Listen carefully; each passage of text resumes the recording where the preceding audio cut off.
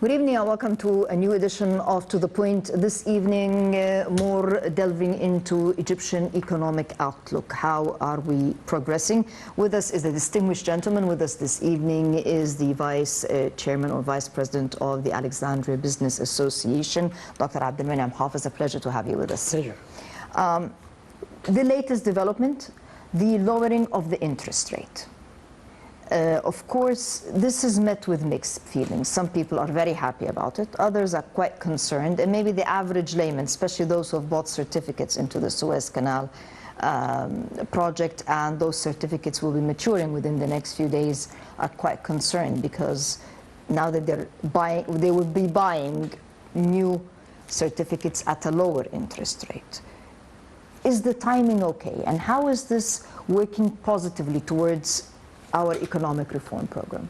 Well, actually, when you take a decision, usually the time is very critical. And we measure the right decision from the wrong decision, not by the decision itself, but by the timing. I think from a business point of view, that the timing is quite okay. And I wish they have taken this probably 1 year earlier even, you know. You wanted the interest to be dropped earlier? Yeah, because this will help access to finance, that I could get more loans from the bank and get more money for less interest, and definitely this will increase or will help our economy to grow. So here you're talking from the perspective of the businessman. Of the business, yes. You can grow your business further. Sure, sure. What about from the perspective of the consumer? Well, how does it work in the interest of the consumer? Well, the consumer, especially the depositor, or they have the deposit in the bank, as you said earlier, probably they might be affected negatively on this. And I agree on this, but the great effect will be on business and on investment. It should be much higher than the other things. What about on inflation? How will lowering the interest rate affect the inflation? And I believe we also did something with the customs tax. It's liberal. It will be adjusted according to the value of the dollar. Yeah. It was 16.5 and now it was 16, something like that. Our inflation has been dropped actually, and now our inflation, to give you the correct number, I think it's 7.6, and this dropped from 9. It was 9 before, 9.2. Then this is dropped actually for our inflation, and this is really very good, you know. Then if you drop the interest rates and our inflation is dropped, and I think in the coming very near future, yes, the relationship between dollar and Egyptian pound probably will be fixed for quite long time, for quite time. I don't see any development or any change in the two in the coming 6 months or so. It will remain as is, as I expect. You don't expect the value of the dollar to drop? No, I don't expect this. I expect it will remain as is, at least for 6 months. For 6 months, at least. You expect the lowering of the interest rate to make business flourish more, make our production, increase our production, increase exports? By definition, it will do that. You know, especially we took some good decisions actually related to the company laws and according to the bankruptcy laws or bylaws, you know, and this is all helped actually the business to grow and helped our business to increase and investment also to increase. The point that I might say this is a challenging for us is export. Yes. Because if we do that, then export should increase. And we should increase our export, especially from non-petroleum products. You know, because like 55% of our export is product, oil products, you know. We would like to increase this, especially if we have a competitive advantage in other business, like we have a competitive advantage for petrochemicals, actually. Could increase petrochemicals, food and food industry and food processing, and jam and juices, you know. One good thing actually we should increase for export is the software and software development, actually. I think we're qualified to do this. India is not better than Egypt in this field, actually. And they increased their software dramatically. And I think we could increase our software too as part of our export, you know. Do we have the know-how? I think to a great extent we have the know-how, and the know-how is experts, and we have a lot of experts in this area. And The raw material? And raw materials, I think we have this, yes, I think we are qualified to do this in the coming very near future, you know. We should be focusing on this. To focus, as I said again, you know, on the non-petroleum products. The businessmen, since you're from that circle, what are the businessmen, how do the business feel about the environment right now? I mean, is it the new regulations, the dropping of the interest rate, does it work more in favor of developing their business? Yeah. Because if you talk about a stable economy or a growing economy, it's really a public-private partnership, and the private really is quite a large and chunk. they should play an active role in the coming future. Yes. They started too, but we are looking for more role to play by the private sector. But there are a lot of positives actually on this. The UNCTAD actually saying that Egypt was on the right track, and they start to consider Egypt, you know, one of the models in the business and business development, since our new development is like 5.5% or something like that, which is quite high. They consider Egypt one of the top 10 in you know, getting investment, you know, from all over the world, and #1 in Africa. We used to be #2 after South Africa, but now we're, thanks God, we're on the top, the #1. The investment rate actually, even some people said it's reducing in Egypt. You know, this is worldwide. The investment worldwide is being reduced. Foreign investment. Foreign investment, I mean. Okay, because this is what we will have, you know. But our investment, you know, actually, it's not on what expected, also what 9-point-something billion dollars, but it's now reaching like closer to 8, which is not far, not bad away from that.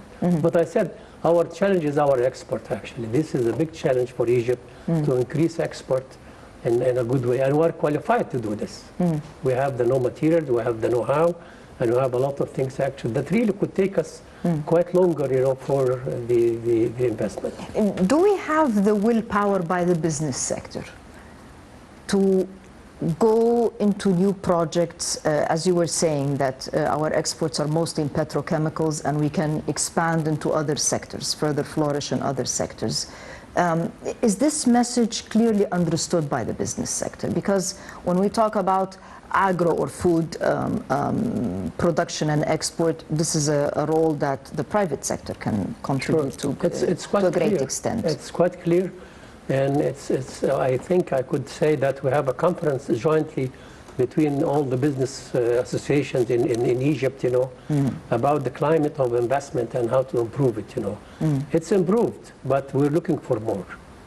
We're looking for more because if you ask me why the foreign investors come to Egypt, #1, we are the highest return on investment, one of the highest actually, and we are having a good climate for them to invest.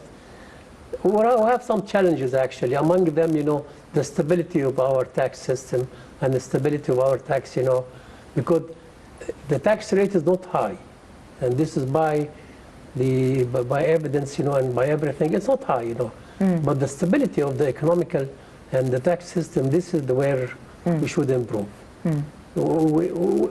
It's good to say there are taxes, but on time, and based on a good analysis about that. But would you see stability in that in the near future? I mean, we're going through reform, so as you're seeing, we're lowering the custom tariffs, we're lowering the interest rates. I mean, we will continue to fluctuate as we progress. The fluctuations, is this a concern for the foreign investor?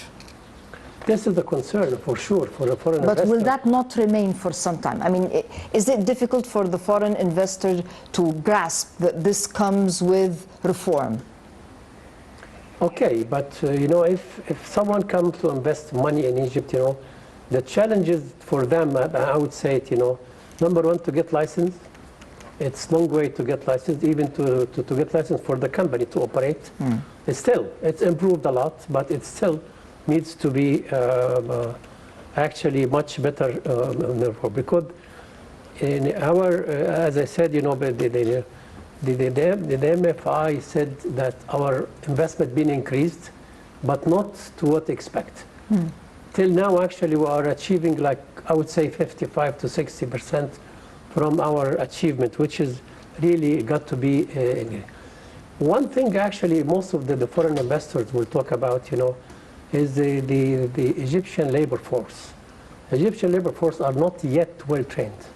And Can I hold you on the labor force? Sure. We'll delve into that in a few moments, but Sure. We have with us on the line Dr. Yom Hamai, Professor of Economics and former member of the Shura Council. Dr. Yom, can you hear us? Yes, hello, Tina. Good evening to you and your guests. Good evening. How do you feel about the lowering of the interest rate, the timing? How do you see that reflecting on our reform program? I think it's a very important step to be taken in order to enhance investment. This is one of the requirements of most of economists, you know. We have one of the highest interest rates, you know, compared to other countries, either in the area or in the world economy, which to a large extent affected negatively you know, the tendency for investment, since, you know, when you, it's easier for any investor to go and deposit his or her money, taking 14, 15%, sometimes could approach 16% as interest rates, compared to, you know, the profitability of other projects. It's better for any investor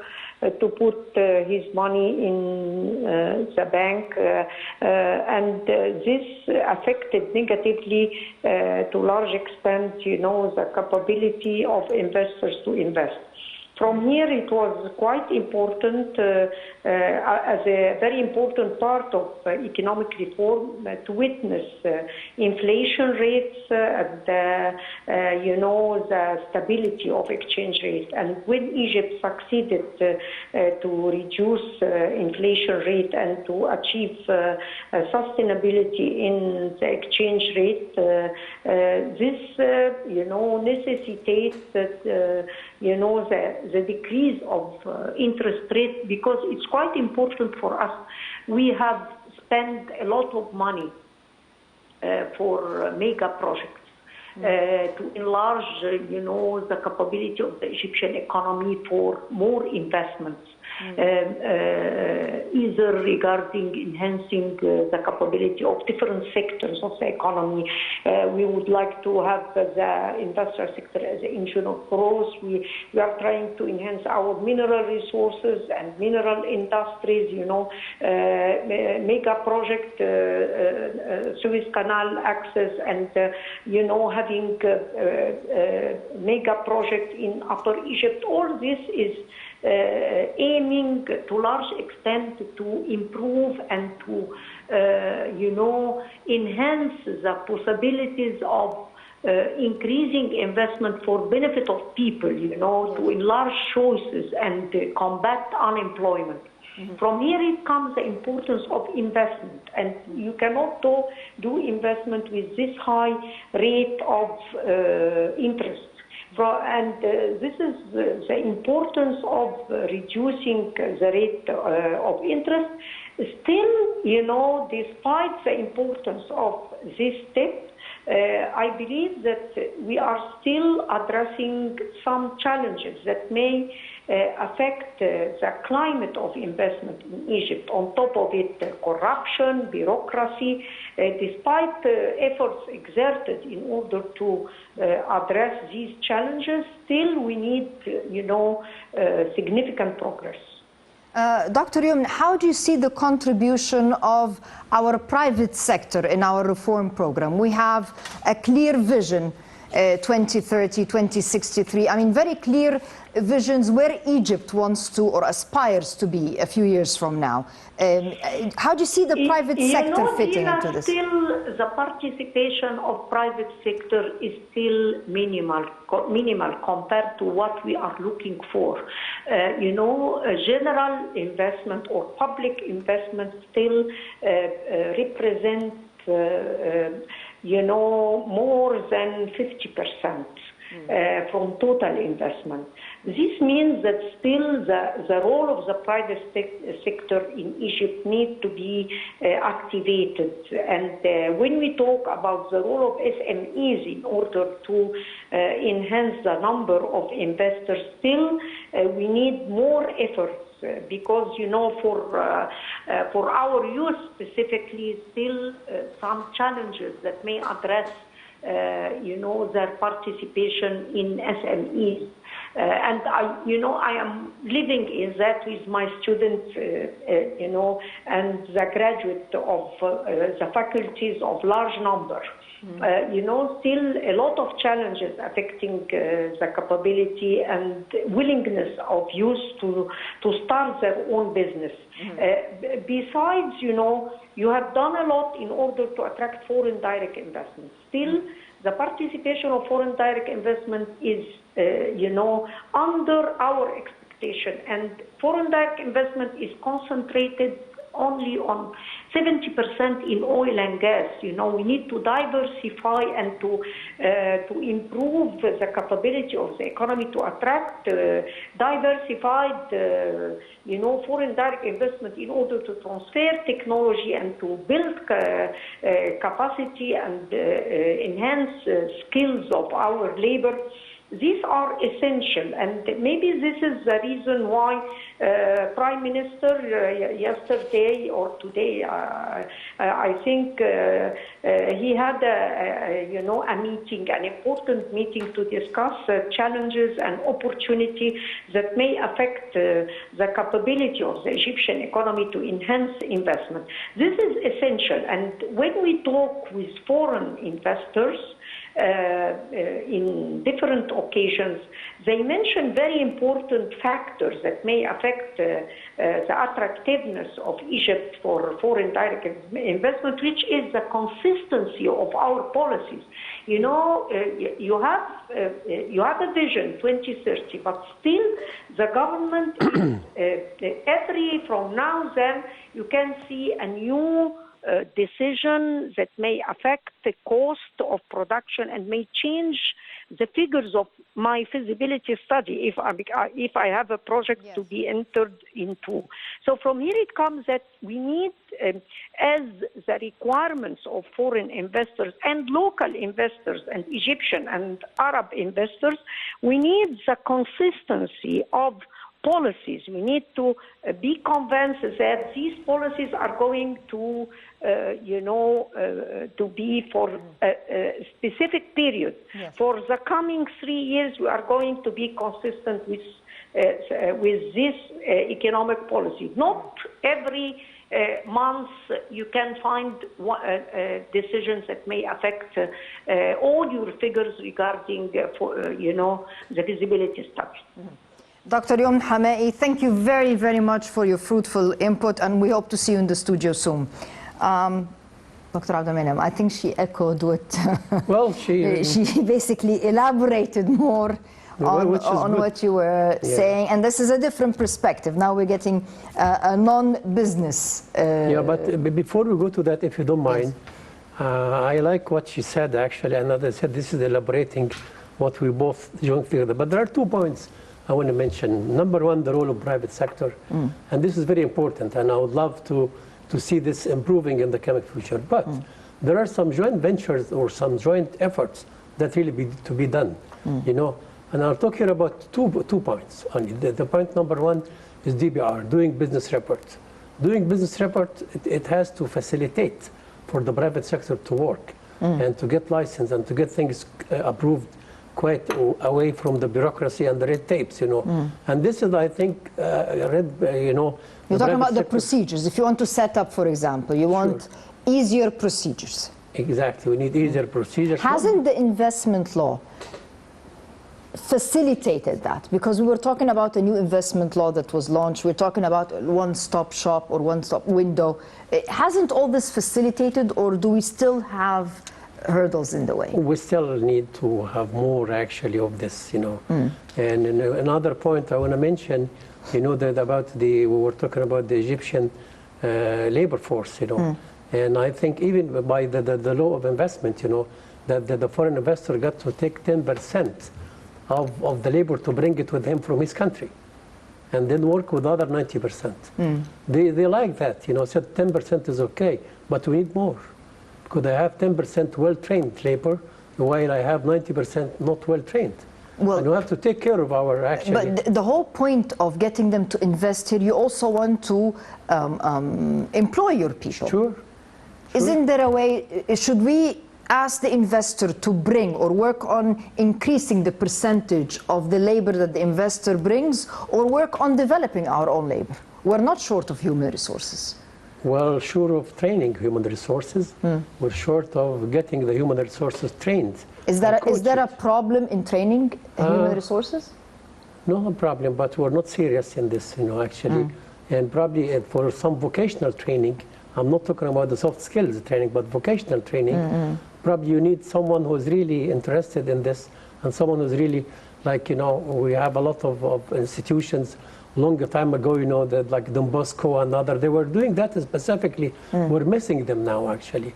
We need more of this sort of things to train and coach our labor force. Number two, I would say that there is a mix between SME and microfinance. And there is a definition by the central bank about the two. Probably when someone talk about, you know, the students and they will have a new project, most of them are not SME, most of them are microfinance. Both are needed, and both are well, you know, developed, and we need them actually. We need the microfinance more because the cost of creating a job by microfinance is much less than the SME and other companies, or even the government, if the government like to spend some money. This more or less, you know what. Some people, from the perspective of the small and medium enterprises, they always say that one of the problems we always face is that the regulations to obtain loans, for example, because as you were saying that one of the advantages of the lowering of the interest rate is that the interest as well on loans is less. So it facilitates, it's more conducive to take a loan to expand your business or to set up a business. But interest rate is one thing, but the regulations that the bank asks for are sometimes quite crippling, and it's difficult for a small business to meet those regulations. It's very difficult. I'm not talking about micro, I'm talking about a small business that wants to set up. Small business, actually, our banks are not yet highly qualified to maintain this sort of thing or to go into that business, you know, because they do care about other things. They do care about money, and they'll get to high interest rate for the money, but they are not developing SME. They started to be fair, but we need more of this actually. We need more of SMEs, because the problem with SMEs is actually that most of their finance, not from the bank, but from their relatives and from their own money. I want to have like at least 50% from the bank. To do that, the bank should be qualified to do this sort of things, number one. Number two, the bank actually should be, you know, or not away from the banks even, the mutual fund. Why not use the mutual fund to finance SME? Like, I don't want to mention some companies, you know, but there are a lot of mutual funds that really could be used. And they started to initiate some companies to make money out of that, either microfinance or SME.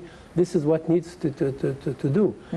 The government has something to do about SME to increase, you know, the money for them and reduce the lower rate. When you get the reduced interest rate to 5% and 7% for industrial firms. And I ask them not only for industrial firms, but for others, especially that now we have most of our companies are, you know, service economy company, are not industrial anymore, you know. This is worldwide. Then this is the way how to finance and how to get out of that, or to increase the SME, because SME could hire like 70% of our labor force. What are the business associations doing to develop business? In other words, seeking joint investment opportunities, but you need certain tools, as you were saying. You need to develop certain regulations, banking regulations. You need to develop a large base of qualified labor, not just for the foreign investor, even for the Egyptian investor. Yeah. What can the business associations do to contribute to development of? Business association could help to contribute for training, for vocational training, regarding our own force labor. And I think Alexandria Business Association started already by initiating a project in there for vocational training, and it's concerned with vocational training and employment. Not only vocational, but employment, you know. And we employ them in the company or members of OEBA or other affiliated company for that. We do the same for soft skills. You know, because to move because again, HR here is the name of the game. HR, really, from my point of view, what makes the difference, not other things, you know. That's why we need to take care of our HR, especially the labor force and especially the vocational training. Without going into names, certain companies, big multinational companies, when they set up in Egypt, they needed qualified labor. Okay. And indeed, they set up training facilities for the qualified labor. Why is it that we don't see Egyptian companies or maybe even business associations doing this, setting up funding, training centers, and if you train me, then I will have to sign a contract whereby I would have to work a certain number of years in your company to make sure that you're getting your return on investment, if we put it that way. Why is it that we don't see more of that? Because if we rely on the government to develop primary education and to develop secondary and university, it's quite difficult. Oh, yeah, I mean, very difficult. indeed, now we're going, there is an effort to develop the skilled graduate in specific sectors whereby you're affiliating yourself with recognized international universities in specific fields. But the private sector contribution in vocational training, because this is the majority of the labor. How can we get the private sector to contribute more? Actually, you know, could we have within any organization, even, you know, not necessarily governmental organization, non-governmental organization. We're talking about non-governmental organization, to get some fees from certain companies, you know, for training. In some countries, you know, in the Middle East, they do this. They get like 2% of their net profit dedicated for training, only for training. And you have to do that.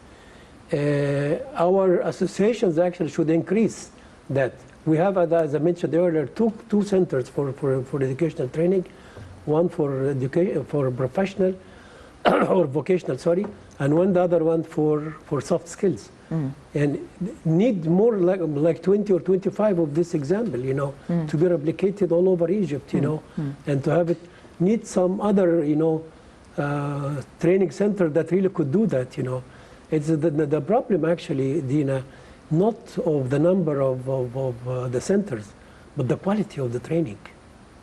Our quality of training, I would say, for vocational and is left behind quite well. We need to improve it quite well. Not to increase the number of centers, but to increase the quality of the training. Egypt is working aggressively in Africa. We're part of that rich continent. Sure. We have a lot of resources in that continent. How can, or what is the business sector aspiring to achieve on that front? Because when we talk about exports or setting up business or investment, this is fertile ground. I mean, you can go to a place where you have the resources, you have even the labor. I mean, how are we moving forward on that? Well, actually, it's a good opportunity, and I think this is the golden opportunity now, especially this year, and President Sisi is the chief of... the president of the African Union. The president of African, okay.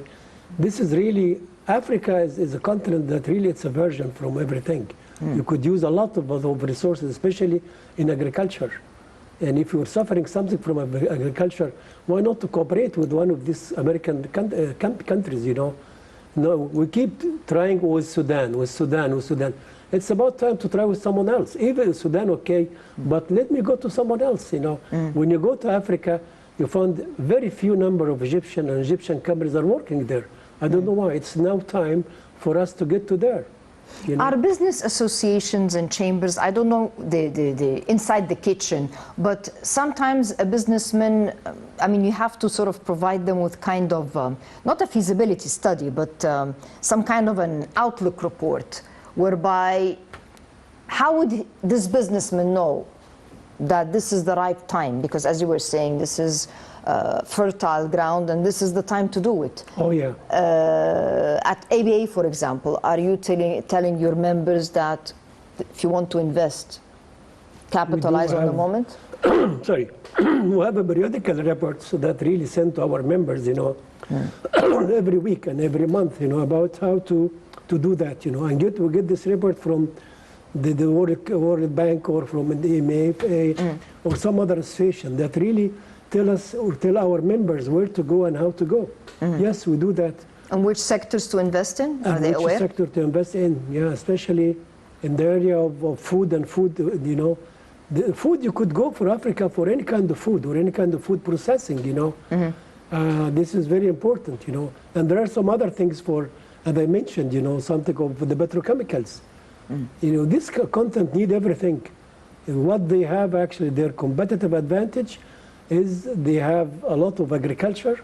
When this is, you know, grow for raw agriculture, actually, it goes without saying, you know, for them. And this is, we got to utilize this. We got to capitalize on this very soon, actually. And this is needs a move for the private sector, guided by, as you said, their business associations, and for government, guided by Ministry of Foreign Trade and who's industry and trade, I think. What are the challenges in the coming phase that you see that we have to find a way to overcome those challenges to grow, aside from the bureaucracy and corruption and what have you? What do you see as the hurdles in economic reform as far as we're concerned? Well, actually, number one, try to increase export. This is challenge number one. And especially in the area that we are highly qualified in. We have the competitive advantage, as you mentioned at the beginning, you know. Because the export is one of our best, you know, resources for increasing and getting money. Number two, the Suez Canal area. And Suez Canal has been mentioned many times by the President, that this is not only a canal. It's a logistics center. It's a logistics Business center. and logistics, yes. And I expect a lot of money comes from this area. And this is very, very important for us. Number three, tourism, and it start to increase, you know, but it's still a challenge for us, you know, because it's, you know, when you say Egypt is, you know, getting to get like 12 million or 10 million, this is very, very little compared to another island like Rhodes or like others that will get much more than this. Tourism it's increased, I would say, but not with the trend that we are looking It's for. an apolitical concern because people are unfortunately concerned about the security of the area, and I think this is affecting. Well, but let me be frank with you in this. Actually, we're very stable politically, and we're very stable, I think, economically to a great extent. And from a security point of view, I think we're stable, you know. It's what the media. What media? Western media. Well, okay, then we have to fight with them for this, or to see how, because what's happening in Egypt is much less than other countries, you know. Yes. And keep telling about this, you know, the investors will take this into consideration, not to invest in Egypt. While Egypt is safe, and we have no problem, you know, for this. The safer rate or the safe rate, if you call it, you know, if you compare it with the state is not better than us, you know. The number of evidence or number of accidents there, probably like the same in Egypt, you know. Then this is a political stability, I think. We have to send to by media that we are politically very stable. We have no problem for this. And economically, we are very stable to a great extent, you know. And this is the challenge that we should actually to talk to. The labor force, our labor force and HR, we should take care of them and improve their skills and their, you know, competencies to work much better. These are probably the most important things, you know, that we really challenging us these days. With us on the line is Dr. Ibrahim Mustafa, economic expert. Dr. Ibrahim, can you hear us? Yeah, I'm here. Good evening. Yes, good evening, sir. Hello? Hi. This is Ibrahim with you. Yes, good evening, sir. Can you tell us, in your point of view, what poses as the greatest challenge that we need to overcome for a sustainable economic reform program? First of all, before I start talking about the challenge that's facing the Egyptian economy, just let me say that the Egyptian economy has been improving very well during the last 3-4 years, and it achieved 5.6 GDP growth rate, and the inflation rate has decreased to 8.7. The unemployment rate has decreased to 7.5, and these rates are very important that show that the Egyptian economy has been doing very well during the last 4 years. Regarding the challenges that we should tackle down during the upcoming years, I think we still have, the public debt is one of the main challenges that is facing the Egyptian economy that we have to tackle down.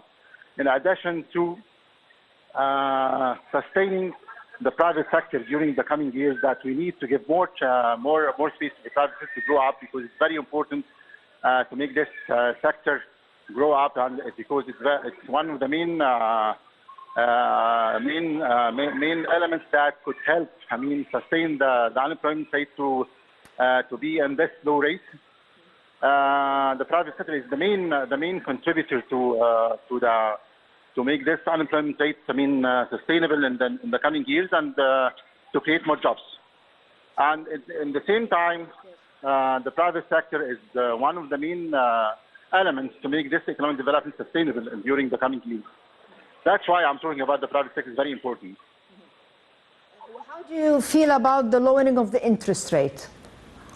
We are facing currently, the interest rate now has been decreased by 1.5%, which is very important, and we are waiting more than that in the coming months, and we are expecting to decrease the interest rate from 1 to 2% during the upcoming 3 months.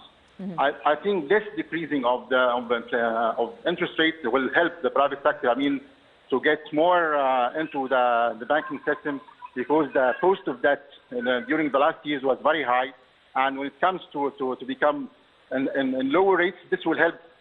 Both. To enhance the market. To inject more money in the market, which will mean raise the consumption again to the market, which is very important to make the cycle of production running more and more in the coming years. Dr. Ibrahim Mustafa, thank you very much for your input. Dr. Abdel, as you can see, everybody's putting a lot on the private sector, and now is the time for the private sector to. Well, actually, number one, we accept the challenge. We were not denying the role of private sector, but we see private sector. This is the train that takes everybody, we have a lot of things to do and a lot of agendas actually for the private sector, especially to create jobs. Because the cost of creating a job by the private sector is much less than the government, which is, we believe that this is to be done by the private sector. Private sector got to work, hard on the areas of, trying to get some investors from outside Egypt, and to have some, relationship with them, especially with the Arabs, actually, because I still think about the Arab and the Gulf area are really number one, investment in Egypt, get east and west and wherever, but still, these are the things that we're doing. I agree on the private sector but we have some challenges that we really need to, like, if I go to have license for company or for whatever, I want this to be facilitated. Access to finance is very important, actually. And I think it's a message from the private sector to the banks, actually. Don't exaggerate collaterals. One of the others, another part of the private sector that cannot be ignored, and we have a few minutes, but I'd like to touch on that, is the informal sector. Quite a large or a significant part of the private sector is informal. And the issue is, how can we convince the informal to be part of the system? Indeed, it contributed. We cannot ignore the value of that sector and its contribution, especially at hard times during the revolution. I mean, it was a significant part of our economic edge and survival at the time. But we wanted to be part of the vehicle, the formal vehicle, let's put it that way. Sure. How can we encourage them to fit into the system more formally? Number one, official and unofficial, as you know, as much as I know, like 28% official and like 72 are non-official, which is, this is very high. Quite significant. Actually, but the 28% of the private sector are carrying on all the taxes and everything, you know, for everybody. And this is the heavy, you know, feel for the private sector. But anyhow, you have a good question, how to move them from the unofficial. Number one, answer this question from their point of view. What is it for me to move from the non-official to the official? I need to attract them to come to this. Our experience at ABA for this, and I'll tell you in a minute, you know what we do. We have actually, we get some, you know, loans at the beginning with the birth certificate, you know, and then for 10,000. And then if the guy like to move to like 20 or 30,000, said, okay, you are a literacy, we'll do a literacy test for him, you know, and you know, we tell him how to read and write, you know, to get the 20 or the 25. And then if you want to get more, then we said, okay, open a bank account. Then they will open a bank account. Because here growth is beautiful for him. As much as he grow, then he will do whatever you like to tell him to do. Then he said, if you want to get 100, he said, yes, I do, because my business is growing. He said, okay, we'll give you the 100,000, but 100, sorry, 1,000, yes, yeah. But make a taxi card or make a CR first. And then to get 150, which is the maximum, get tax card. And by this we moved, I don't know how many, but during our history, a lot of we moved there. The point is how to motivate them to move from him to there. Give him advantage to move from there. And the procedures and for getting them into the bank, it's sometimes some complicated and something, you know, need to be facilitated much more.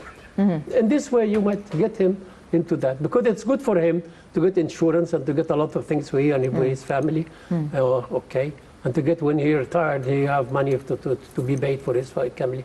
He is looking for this, but help him out to do for that, especially that most of these people are uneducated.